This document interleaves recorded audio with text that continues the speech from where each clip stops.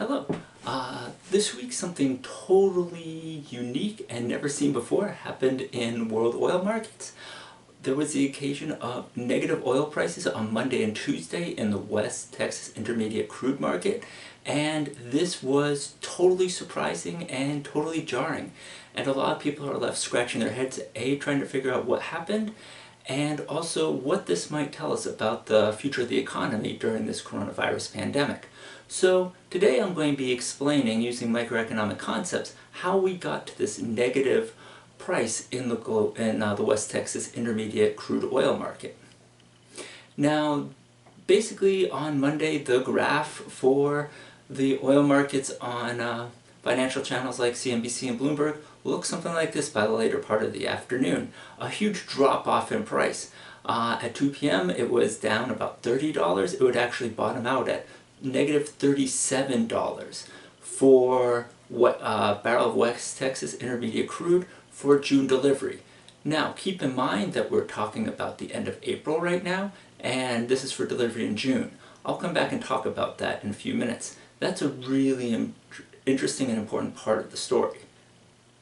Now, in order to kind of get to an understanding of what happened here in the oil markets, we need to kind of refresh ourselves to a market, and also in particular what the market for oil is like. The market for oil is a futures market.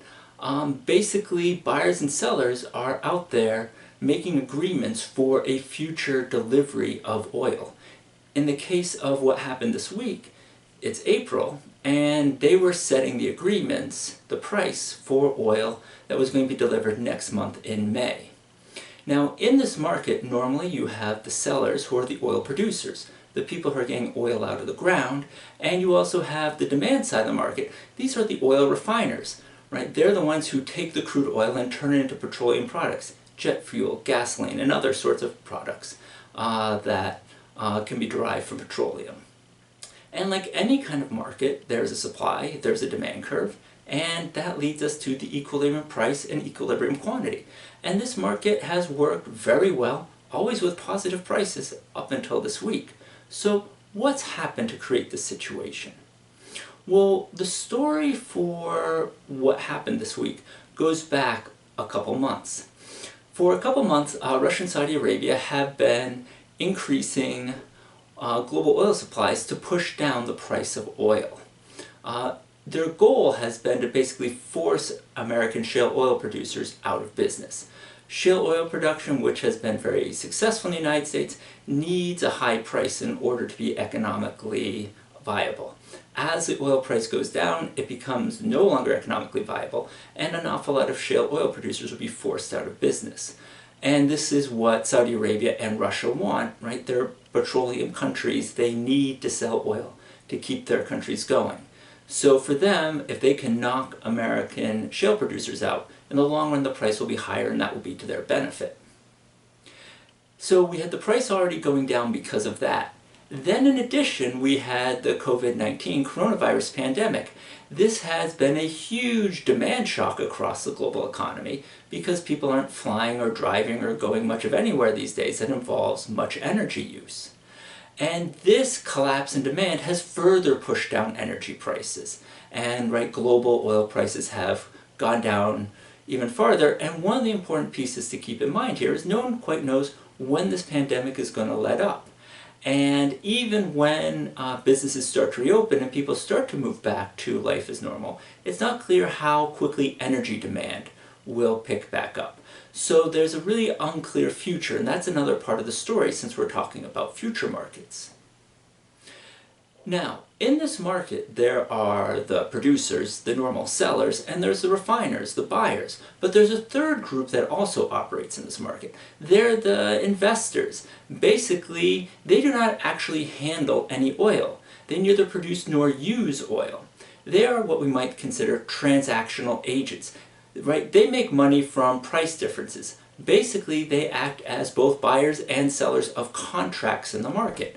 They will go into the market and buy oil on futures contracts and then turn around and sell those contracts to other people. And they're hoping to make money on the price difference there.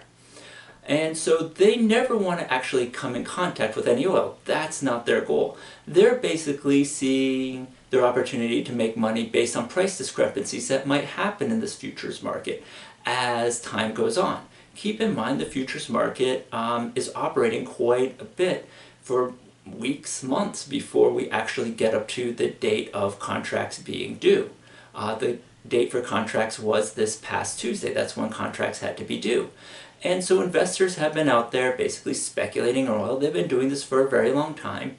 And their goal is to basically buy a contract for oil at a low price and turn around and sell it at a high price at a later date. So this group has been involved in the market, and this kind of sets up the beginning of the problem for negative prices. As this week began, Monday and Tuesday was basically the end date for the contracts. All contracts had to be agreed to by Tuesday for the May delivery. Now, as the contract day gets close, an awful lot of the producers of oil, the supply of oil, they've already sold their oil in the form of contracts, and they're basically out of the market. The people who are actually holding the contracts to sell oil, be supply at this point, tends to be the investors. And one of the things is because the oil has already been produced and contracts are already out there for that oil, the supply has become relatively inelastic. In other words, the relationship between the price of oil and the amount of oil in the market is no longer really responsive to price. It's pretty much set. Now, at this point, as we got into this week, mostly it was investors who were holding the contracts to sell the oil. And this kind of set up a problem where there was too much oil in the market and the suppliers, the investors, were pretty much out of time to try and sell their contracts. The issue is that the demand, the coronavirus demand, has dropped. And it's looking like it's going to stay down for quite some time. This means that an awful lot of refiners are not really interested in buying that much oil now because they're not going to be able to sell that much gasoline and other petroleum products in the near future. This has meant a large shift inwards in the demand curve that's come relatively recently. Think about it, pretty much since the stay-at-home orders have come out, a little bit over a month. And so this large downward or inward shift in demand has basically left a lot of investors unable to sell their contracts, sell their oil at pretty much any price. And they have a challenge now. Basically, there's limited storage capacity available, and if they're unable to sell their contracts, if they're not able to sell the oil that they've agreed to buy, they have to find a way to store the oil. There's not a lot of oil storage out there right now, and this means that the opportunity cost for them to take the oil on hand, store it for a month, and then resell it for the June market is going to be very expensive for them. Because of this, we get this weird kind of situation that I've depicted here in the graph, which is the supply curve goes below the zero price mark. And this represents the fact that there's a very large opportunity cost to holding onto oil. What happens is the investors who are holding onto these contracts, who need to sell their oil, they would rather pay someone else to take the oil from them at this point, rather than have to pay for the storage cost. And that's really what this negative price means. It's going to cost me a lot of money to basically store this oil for a month. So I would rather pay to have someone else take it off my hands so I don't have to worry about it. Basically just accept the loss. Now, an additional reason for wanting to accept the loss is there's no guarantee that the price for oil in June is going to be much better. Probably best to just unload it now and to take their hit while they can. Now, one of the big points of debate with these negative prices that showed up this week is this a unique event? Really kind of curious, unique event that people will talk about for a long time that really matters nothing except for this curiosity factor? Or is it a forecast of what is going to be coming down the line in the economy? Basically, The unique view is that this was a perfect storm created by the sudden onset of a crisis and confusion about the future. Basically, a whole lot of pieces came together to create a unique, terrible opportunity in the oil market. Or is it a signal that the global economic recovery is going to be a long, slow process where there's going to be, basically weak energy demand, where we're going to have a situation that investors right now, people in global oil markets are saying, the price isn't going to be very good at all in the future.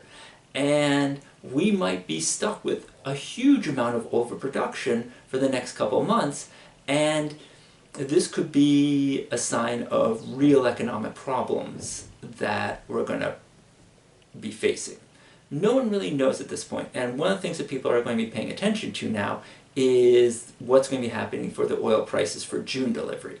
Will we see a repeat of what we saw this past week, or will basically this week turn into just like a unique curiosity that people will talk about but not really draw a more bigger global understanding from?